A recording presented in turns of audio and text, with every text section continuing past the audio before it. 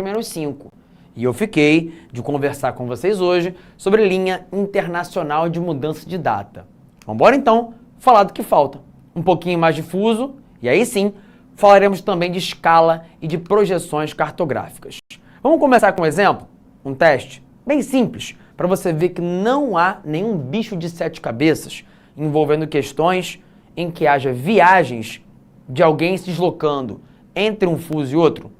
Olha aqui, um homem que sai de uma cidade A no fuso +2 às 14 horas. Ele se desloca durante 2 horas. E o destino dele, a cidade B, está no fuso +3. Qual o horário em que ele chega no local de destino? Vem aqui para outro quadro, rapidinho. Se você sai de algum lugar, naturalmente o horário de saída tem que ser contabilizado. E quando você chega ao seu destino, a diferença é o horário de saída mais o tempo de viagem. Simples assim. Portanto, se o cara saiu de um lugar às 14 horas e se deslocou em um voo com 2 horas de duração, quando ele chegou ao destino e olhou para o seu relógio, que horas o relógio marcava? 16. Simples assim. Portanto, sempre que você tiver uma situação que envolva uma questão, uma conta sobre deslocamento entre áreas, onde haja diferença de fusos horários, comece ignorando essa diferença de fusos horários. Pense em como seria uma viagem entre 2 lugares no mesmo fuso. Se você sai às 14 e gasta 2 horas se deslocando, você chegou às 16. Só que o horário que o seu relógio está marcando quando você chega ao seu destino não é o mesmo horário que os relógios dali estarão marcando. Por quê? Porque há uma diferença de fusos. Então, nesse caso, o que você precisa é, ao final da história, acrescentar ou diminuir a diferença de fusos. Como assim? Vamos lembrar da nossa última aula. Você sabe que o meridiano de Greenwich é a referência para a longitude. E que todo fuso tem 15 graus de largura, 15 graus de longitude. Metade de 15 para cá, metade de 15 para cá. Pronto. Temos aqui nosso fuso 0, que é o fuso em que tem o horário do meridiano de Greenwich. Tá bom? O local em questão é um local que está no fuso +2. Ou seja, o local de onde partiu esse voo está 2 fusos a leste da Inglaterra. E sempre que eu vou para leste, eu vou adiantar o meu relógio, porque o Sol nasce a leste. Então, se eu fui 1 fuso para leste, eu somo 1 hora no relógio. Se eu fui 2 fusos para o leste, eu somo 2 horas no relógio. Ele me disse que o voo saiu daqui, do fuso +2. No fuso +2, quando o voo saiu, eram 14 horas. E esse voo fez um deslocamento entre a cidade A e a cidade B, que está no fuso +3. E aí eu te pergunto, se eu saio do fuso +2 e vou para o fuso +3, qual é a diferença de fusos entre o local de saída e o lugar de chegada? Um fuso. Mas tenha cuidado. Você precisa saber se você vai somar a diferença de fusos ou se você vai diminuir. E aí é simples. Você se deslocou para o leste, você vai somar. Se você está se deslocando para o oeste, você vai diminuir. Portanto, nesse caso, se eu fui do fuso +2 para o fuso +3, eu vou somar essa diferença de fusos. Logo, no fim das contas, o horário de chegada no destino será 17 horas. Tudo bem? Agora vamos pensar num exemplo contrário?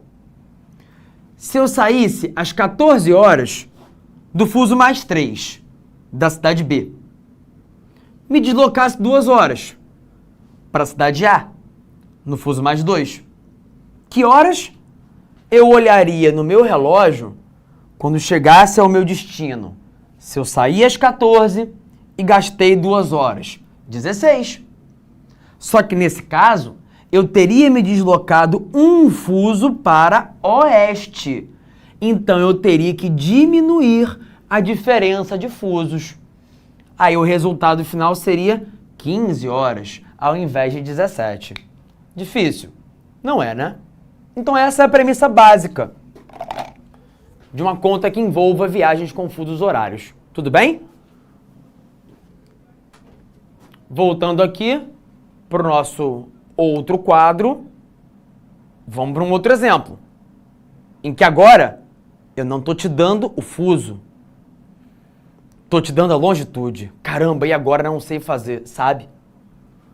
Um homem sai de uma cidade A, que está na longitude 15 graus leste. E ele vai para a cidade B, que está na longitude 45 graus leste. Meu Deus, o que eu faço agora? É simples. Lembra, qual é a largura de um fuso? 15 graus. Então, se eu tenho a longitude, eu sei qual é o fuso deste lugar. Basta dividir esse número por 15. 15 dividido pela largura padrão de um fuso, que é 15, dá quanto? 1. Olha aqui, ó. Vem para outro quadro. Pra gente ver aqui. Olhando é mais fácil, né? O ponto A está em 15 graus de longitude leste. Qual é a largura padrão de um fuso? 15 graus. 15 dividido por 15, 1. Ó, como eu sou brabo na matemática. Só que você tem que saber se é o fuso mais 1 ou se é o fuso menos 1. Difícil? Não. Se eu tô no leste, o fuso é mais 1. Se eu estivesse no oeste, o fuso seria menos 1. A cidade B, que é a cidade de destino, está em qual longitude? 45 graus leste. Vamos dividir isso pela largura padrão de um fuso? 15. Resultado, 3. Fuso mais 3. Ou menos 3? Mais, porque é leste. Então, o local de onde o voo saiu é o fuso mais 1. E a viagem foi para um lugar que está no fuso mais 3. A cidade A, nesse exemplo agora, está aqui. E a cidade B, nesse exemplo agora, também está aqui. Entenderam? Acho que sim, né? Vamos prosseguir. Então, se eu sei qual é o fuso da cidade A e qual é o fuso da cidade B, que eu descobri dividindo a longitude de cada lugar por 15, mole. O resto da conta eu faço do mesmo jeitinho que você viu ali. Horário de saída mais duração do voo, igual a 16 horas, que é o horário que eu vou ver no meu relógio quando eu pousei e olhei o meu relógio, que não está ajustado ainda para o fuso local. Etapa seguinte, você pega o horário do teu relógio e acerta com a diferença de fusos. Se eu sair do mais 1 e fui para o mais 3, é porque são 2 fusos de diferença. Então eu vou colocar aqui 2 horas a mais, porque eu estou indo para leste. Se fosse um caminho contrário, eu diminuiria 2 horas. Como o caminho é para o leste, eu vou somar 2 horas. A diferença de fusos. Resultado, 18 horas. Horário local na cidade de destino. Quando eu chego na minha cidade de destino e acerto pro horário local, são 18. Se eu ligar para você, caso você tenha ficado na cidade A, e te perguntar, qual é? Que horas são aí? Tu vai olhar no seu relógio ajustado para o fuso da cidade A e ele vai estar marcando 16 ainda. Tá bom? Sinceramente, gente, é difícil? Não é. Não é difícil, não. Então não fala tão mal da cartografia, não, tadinha. Ela só é uma incompreendida. Tá bom? Olha aqui, deixa eu te lembrar uma coisa. O Brasil tem 4 fusos horários. -2 é o horário de Fernando de Noronha. -3 é o fuso de grande parte do Brasil. Pergunta, tem alguém aí que é do Mato Grosso do Sul, do Mato Grosso, de Rondônia, de Roraima? Será que tem alguém aí agora no chat que é de um desses estados? Porque se tiver alguém aí, o horário de vocês é diferente do que eu tô vendo aqui. No meu relógio eu vejo 19 horas e 46. É o horário de Brasília. Se você tá em qualquer lugar do Brasil, tu tá vendo no relógio o mesmo horário. Aí tu vai me dizer, não tô vendo não. Tudo bem, tem uma pequena diferença aqui, né, entre a transmissão do vídeo, então tu vai ver uns segundinhos de diferença. Mas são 19 horas e 46 no horário de Brasília. Caso algum de vocês esteja... Ó, a Bárbara Gonçalves disse que o relógio dela marca 18h46. Onde será que ela tá? Certamente está em algum desses lugares aqui, ó, marcados em verde. Por quê? Porque lá eu tenho 1 hora a menos do que aqui. Se tiver alguém no Acre, aí você vai ter 2 horas a menos em relação ao Rio de Janeiro. Entenda, se o fuso de Brasília e do Rio de Janeiro, que é onde eu tô, é o -3, isso quer dizer que na Inglaterra o horário agora está 3 horas adiantado em relação ao nosso. Mas a gente, quando tá aqui no Rio de Janeiro e quer saber o horário de algum dos lugares do lado, não tem que diminuir 4 horas. Não tem que diminuir 5 horas. Você vai sempre olhar qual é a diferença de fusos. Portanto, se aqui são 19 horas e 47, no Mato Grosso do Sul, em Rondônia, em Manaus, ainda são 18 e 48. No Acre, ainda são 17 e 48. E se por acaso algum de vocês está em Fernando de Noronha e ao invés de estar aproveitando Noronha, está aqui assistindo uma aula de cartografia, você está assistindo essa aula ao vivo às 20 horas e 48 minutos. Tudo bem? Todo mundo entendeu? Acho que sim, né? Ó, o Cairo de Caldas perguntou, se eu saio daqui para o Mato Grosso, eu volto no tempo? Bom, se você fizer um teletransporte, sim, você volta no tempo. Mas tem um lugar do mundo em que não é preciso fazer teletransporte para poder voltar no tempo. É ela, a nossa famosa linha internacional de mudança de data. Acredite, tem um lugar do mundo em que você realmente pode avançar 24 horas no tempo ou voltar 24 horas no tempo. Só que esse lugar não é lá muito acessível. Ele fica no meio do Oceano Pacífico, onde você tem algumas poucas ilhas, a Polinésia, a Micronésia, a Melanésia, os lugares famosíssimos, mundialmente famosos, turísticos, Kiribati, Tonga, Tuvalu, Samoa, Fiji. Se você um dia for para esses lugares, você pode passar pela oportunidade de viver o mesmo dia 2 vezes seguidas. Aliás, acho que eu cheguei a comentar no final da última aula que tem um cruzeiro de Ano Novo que permite a você viver o Réveillon 2 vezes seguidas. É sério. Esse cruzeiro sai da Austrália. Aí ele vai para Nova Zelândia e de lá, Nova Zelândia, ele dá um rolê por aqui. E você passa o primeiro ano novo do mundo em Kiribati. Alguns vão para Kiribati, outros vão para Fiji, alguns para Tonga. O que importa é, você tá lá num cruzeiro desse, e aí, meu diretor, tu acha que vai ter pouco álcool num cruzeiro desse? Não, né? A galera chapa o coco de tudo que você puder imaginar. E aí, geralmente, quando você faz isso, você fica em condições um pouco debilitadas. O que tende a fazer com que você apague em algum momento. E se acontecer isso, o que ocorre é que quando você acordar, depois de ter curtido o primeiro Réveillon do mundo, primeira virada do ano, meu Deus, 1º de janeiro, feliz ano novo, apagou, bêbado. Quando você acordar, será dia 31 de novo.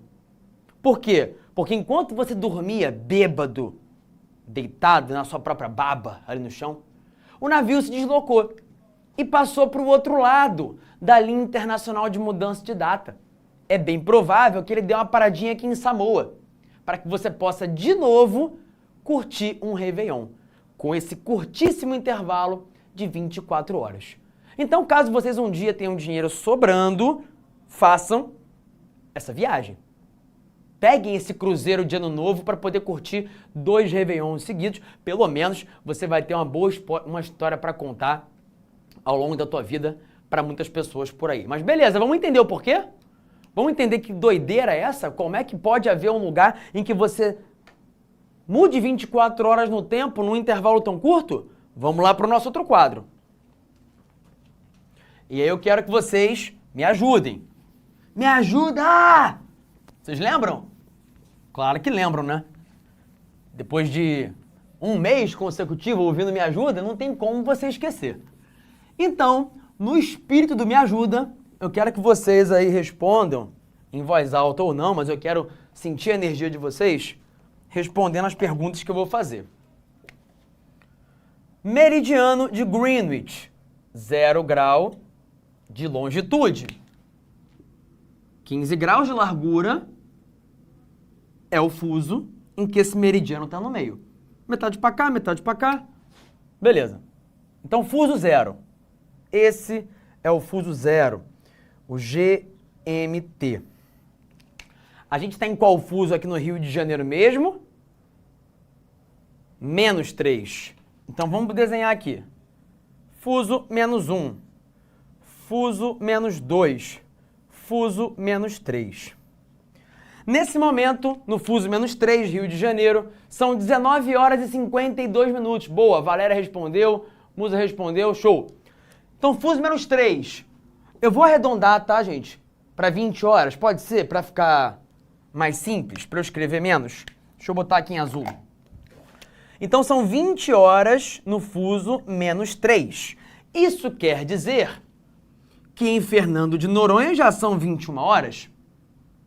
No fuso -1 já são 22 horas. Lá no fuso 0 são 23. 23 horas. De qual dia? Que dia é hoje? Dia 30 de maio. Então, na Inglaterra, são 23 horas do dia 30 de maio. O dia está quase acabando. Vamos nos deslocar para outras partes do mundo? No fuso -1, são 10 da noite. Aqui, 21 da noite, 20 horas. Vamos para lá? Vamos para o fuso -4, -5, -6, chegar até o fuso -12? Fuso -12. Se são 23 horas, 11 horas da noite do dia 30 de maio na Inglaterra, que horas são no fuso -12? 11 horas da noite, -12, 11 horas da manhã. Concordam? Então, se aqui são 23 horas, 11 da noite, lá no fuso -12, são 11 horas da manhã do dia 30 de maio. O dia 30 de maio ainda está no começo, aqui no fuso -12. No Brasil está caminhando para o final. Na Inglaterra está quase acabando. E como é que será que é a situação lá no fuso +12? Bora para lá? Fuso +12. Você vai somar 12 horas, né? Então 23, 11 da noite, mais 12 horas, 11 da manhã. De que dia? Do dia 31 de maio?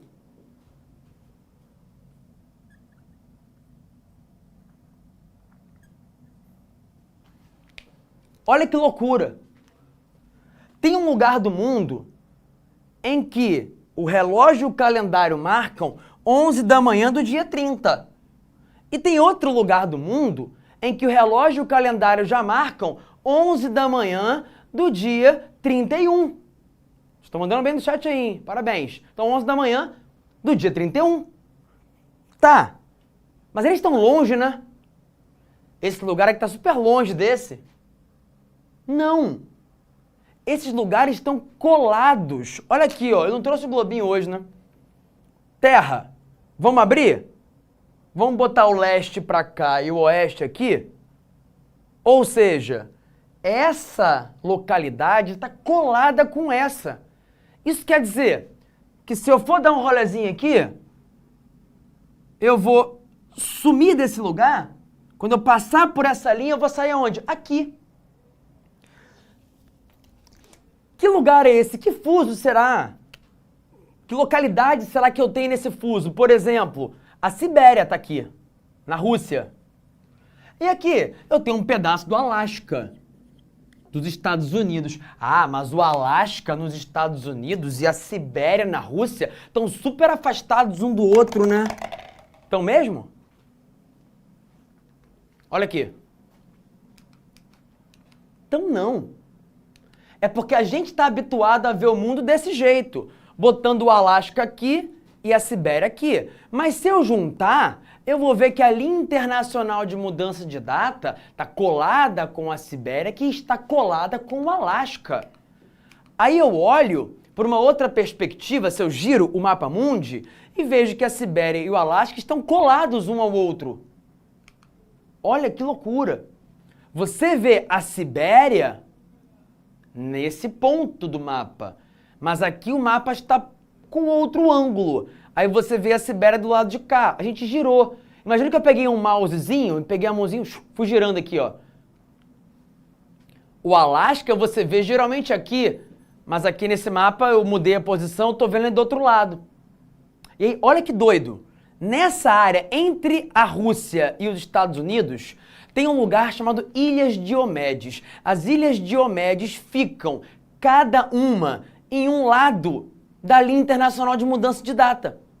E aí isso quer dizer que tem uma das Ilhas Diomedes, que é russa, que está num dia. E a outra das Ilhas Diomedes, que é americana, está em outro dia. Olha elas aqui. Elas ficam entre a Rússia e os Estados Unidos, entre a Sibéria e o Alasca, separadas pela linha internacional de mudança de data. Tu olha ali, ó, gente, é o mesmo horário, é o mesmo lugar, é o mesmo dia? Não. Porque por conta da linha internacional de mudança de data, uma das ilhas, a ilha russa, já está na manhã de segunda-feira e a outra, a ilha americana, ainda está na manhã de domingo. Isso quer dizer que se você está aqui de bobeira, vou dar um pulinho ali. Opa, tu já está na segunda-feira. Caramba, passou rápido o dia, né? Aí tu volta para cá e tu vai voltar pro domingo. Beleza? Essa é a loucura da linha internacional de mudança de data. E agora vocês sabem que dá para pular do dia 1º de janeiro para o dia 31 de dezembro. E caso você queira, possa pagar, você vai ter a possibilidade de curtir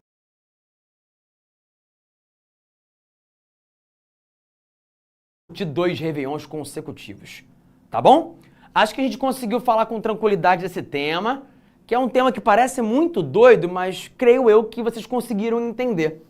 E com isso, agora a gente pode avançar para falar de outros 2 pontos, escala, que é bem rapidinho, e projeções cartográficas.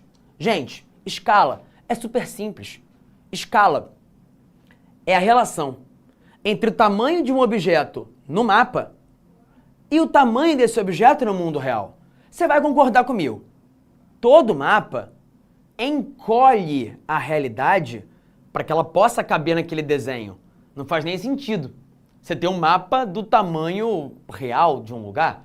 Imagina um mapa mundi em tamanho real. Não tem sentido nenhum. Todo mapa é, portanto, a realidade encolhida. Mas quanto que eu vou encolher? Depende do meu propósito. Se eu quero mostrar um lugar pequenininho, bem de perto, eu vou desenhar grande. Essa é a cidade do Vaticano. Aqui, cada centímetro no mapa equivale no mundo real a 100 metros. Aí, se eu quiser que nesse desenho caiba a cidade de Roma inteira, eu já não posso mostrar tão de perto assim. Eu vou ter que afastar um pouco a imagem. Nesse caso aqui, cada centímetro equivale a 350 metros no mundo real. Se eu quiser desenhar a Itália inteira, caramba, vou ter que afastar mais. Aqui, cada centímetro medido com uma régua equivale a 250 quilômetros no mundo real. E para colocar a Europa toda no mapa, aí que eu tive que afastar mesmo. Cada centímetro aqui, medido com uma régua, equivale a 750 quilômetros no mundo real. Ou seja, escala é como se fosse o zoom de uma fotografia.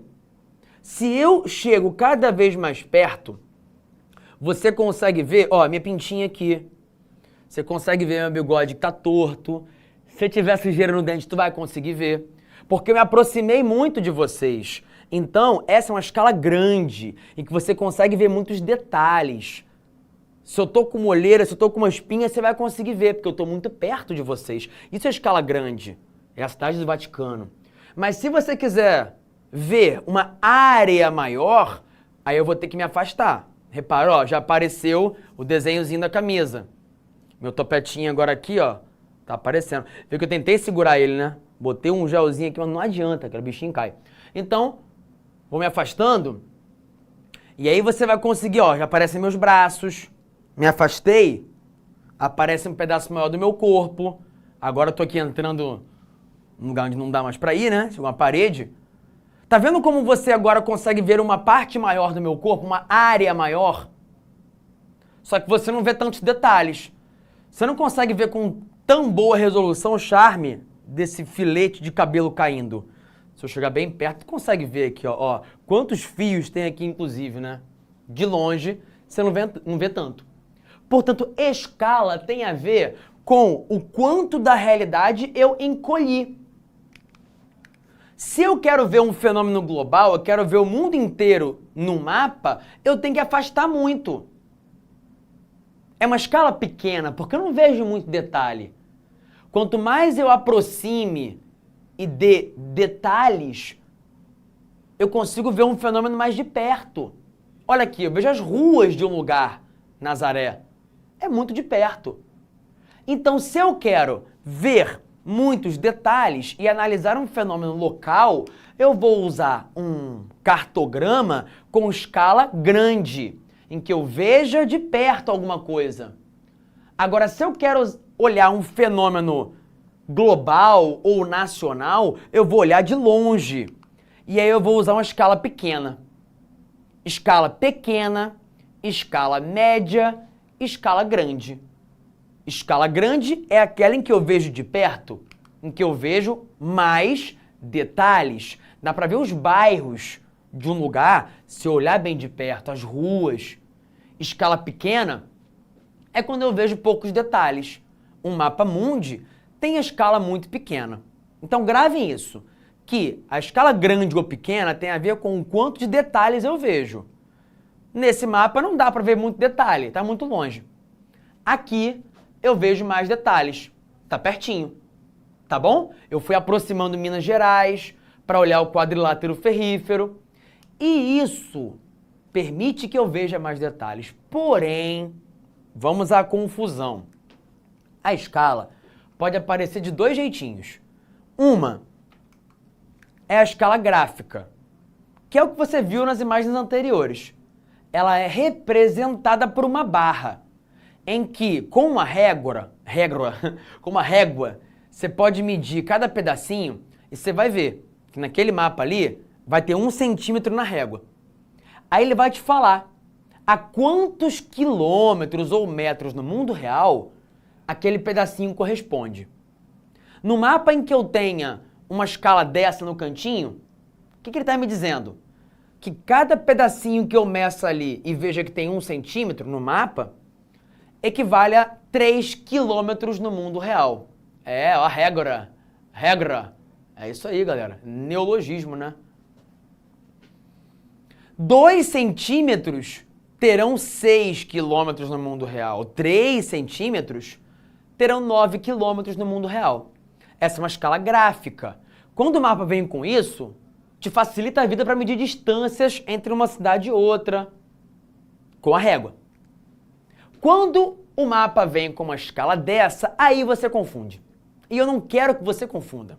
Então, eu quero que vocês tenham muito cuidado para não confundir isso aqui. Olha só.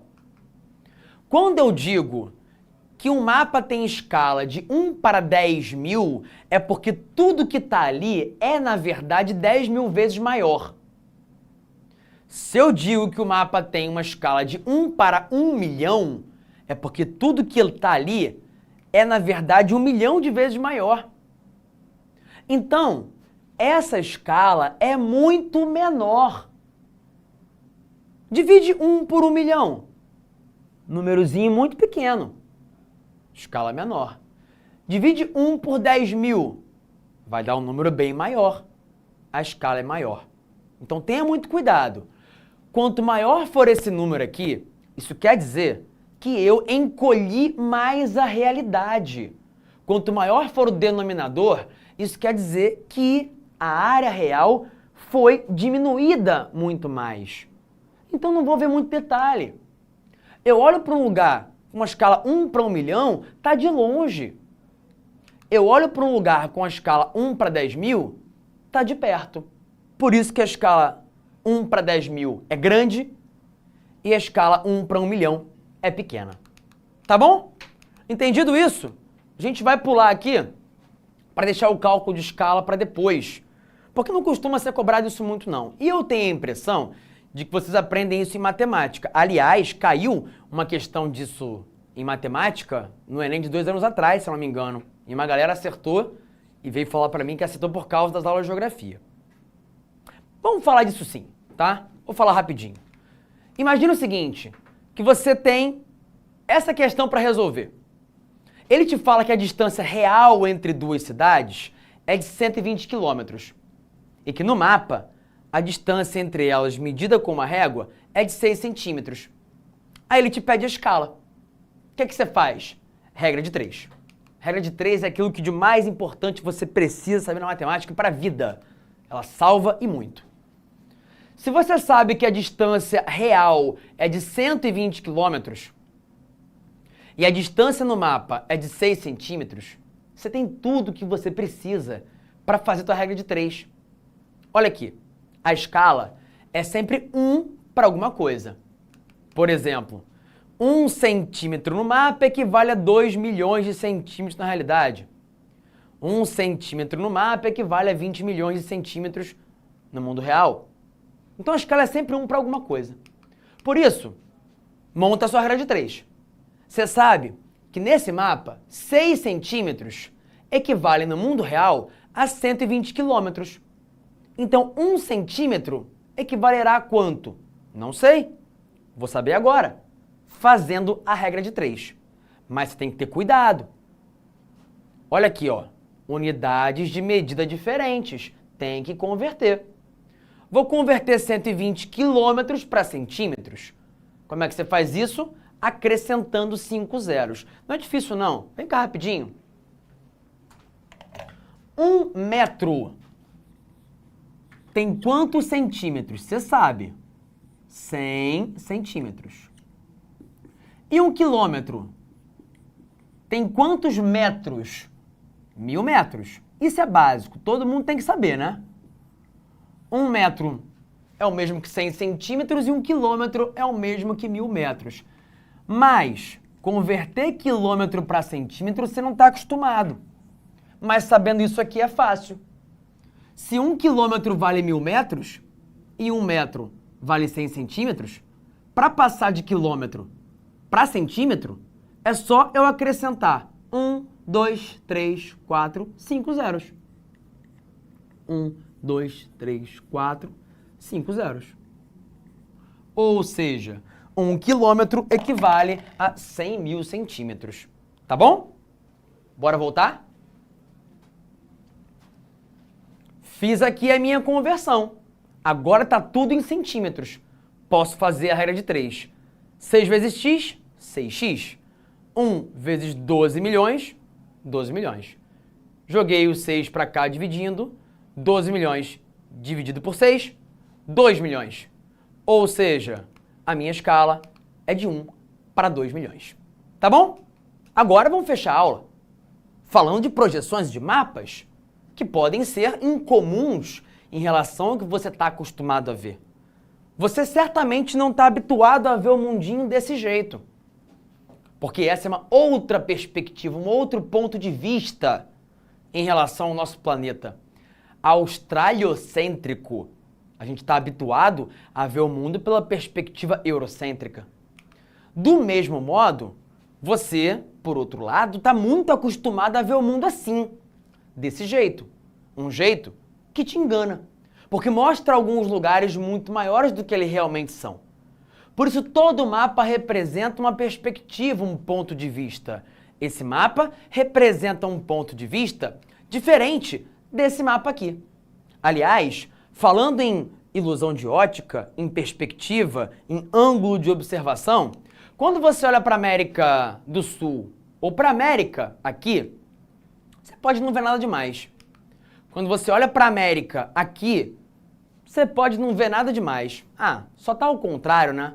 Mas quando você olha para a América de lado, desse jeitinho, com esse pontinho no Brasil, aí você vê um pato. Então, daqui para frente, você sempre vai olhar para a América e pensar, ali está um pato. Basta que eu mude o meu ponto de vista. Assim como, mudando a posição geográfica de alguns lugares, eles parecem muito menores do que realmente são, ou muito maiores do que realmente sejam. A Groenlândia, aqui, ó, parece gigantesca, maior que a América do Sul. Não é. A Groenlândia, colocada sobre o Equador, é desse tamanho. Esse é o tamanho real da Groenlândia. E você a vida inteira olhou para um mapa que mostrava que ela é muito maior do que ela realmente é. Por quê? Porque nesse mapa aqui, ó, que é o que a gente mais está acostumado a ver, todo lugar perto do Polo Norte fica muito maior do que ele realmente é. Olha aqui, a Rússia. A Rússia é grande, claro que é. Maior país do mundo. Só que ela parece ainda maior quando está próxima do Polo Norte. Quando eu coloco a Rússia aqui em cima da linha do Equador, a história muda. Olha aqui, ó. Se eu coloco sobre a linha do Equador todos os maiores países do mundo, a diferença entre eles não parece tão grande quanto parece ser se eu olho para o Canadá aqui, para a Rússia aqui e comparo com o Brasil. Ou seja, todo mapa tem distorções. Se eu pego o Brasil e jogo lá para onde está a Rússia, olha como teríamos um território com uma aparência maior. Se eu posiciono o Brasil em lugares diferentes desse mapa, olha como alguns lugares aumentam, outros se esticam para cá, para lá. Porque todo mapa tem distorções. E isso é culpa do formato da Terra. Você sabe que a Terra não tem formato de dinossauro, não tem formato de rosquinha, não tem formato de Faustão. A Terra não é plana, apesar de alguns acharem que é. A Terra também não é uma Fiat Uno, apesar de com a escada isso aqui ser excepcional. A Terra é mais ou menos esférica. Não é perfeita não, mas tem um formato aproximado a isso aqui. A Terra é um geóide, que é o mesmo que uma esfera, achatada nas extremidades, uma elipse, e um pouco tortuosa por causa dos relevos mais elevados, das áreas mais baixas. A Terra é um geóide. E com isso, se torna absolutamente impossível fazer um mapa mundi que não distorça a realidade. Todo mapa mundi terá alguma diferença em relação ao mundo real. E aí eu preciso de alguma técnica matemática para poder fazer essa representação. Se eu pego um cilindro e envolvo a Terra, o resultado é um mapa desse, em que eu distorço pouco o Equador e muito os polos. Se eu pego um mapa mundi feito com base numa projeção cônica, aí eu vou representar bem a zona temperada, nem a tropical e nem os polos, a zona temperada. Se eu pego um plano e coloco sobre a Terra que não é plana, eu vou representar melhor os lugares que estiverem no centro do mapa. E o que estiver nas bordas vai ficar horrível. Ou seja, cada mapa mundi vai trazer um tipo de distorção em relação à realidade. E esses são os dois mapas mundi mais famosos, o de Mercator e o de Peters. Ambos são mapas feitos com base em projeções cilíndricas.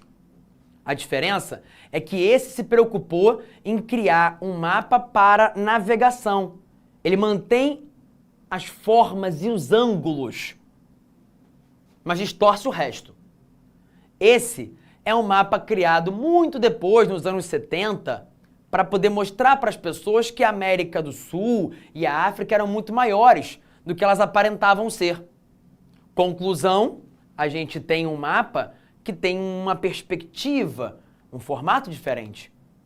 Se eu coloco os dois sobrepostos, um sobre o outro, olha a diferença.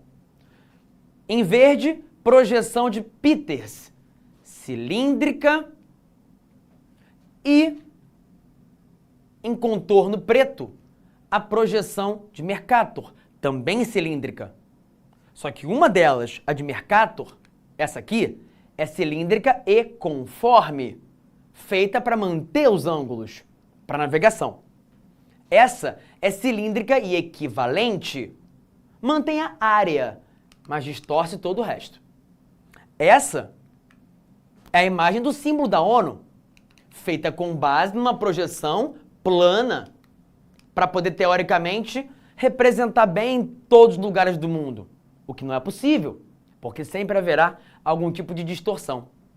Agora tenha cuidado, não vai achar que mapas como esse estão assim esquisitos por causa da projeção, não é isso. Aqui o que eu tenho é uma técnica chamada de anamorfose, em que de propósito eu vou mudar o tamanho dos lugares de acordo com a importância deles naquele tema. Tema população, bota os países mais populosos com um tamanho maior. Tema PIB, bota os países mais ricos com um tamanho maior. Mas o fato é que a gente tem uma perspectiva diferente de acordo com a forma que se constrói um mapa. E mapas nunca são neutros, sempre tem a visão de quem os constrói. Beleza? Dá o teu print aí, ó. Dá o teu print, que é uma síntese desses dois temas que eram os temas fundamentais da aula de hoje, escala e projeções. Ainda que eu tenha usado um bom tempo para falar difuso, de maneira calma, para vocês poderem entender. Tá certo? Fechou, gente? Perdão pelos 3 minutinhos a mais aí, mas eu precisava falar com um pouquinho de calma sobre esse assunto para vocês perceberem que não é um bicho de 7 cabeças, que a cartografia não é impossível. E lembre-se sempre, dá mais um print aqui? Dá aqui mais umzinho. Para agora você ter um print com um texto, um em formato de quadro branco, o outro com formatinho de texto, tá bom? Foi, né? Então lembre-se sempre que nenhum mapa é neutro. Aquilo que para você parece de cabeça para baixo, pode ser só a forma como alguém está observando o planeta a partir do seu ponto de vista. Tá bom? Um beijo, um abraço e tchau, tchau! Assista nossas aulas a hora que você quiser. Vem com o Pro, o cursinho online que mais aprova no Enem. Assine em proenem.com.br. We gotta celebrate the beauty of the world that keeps on giving.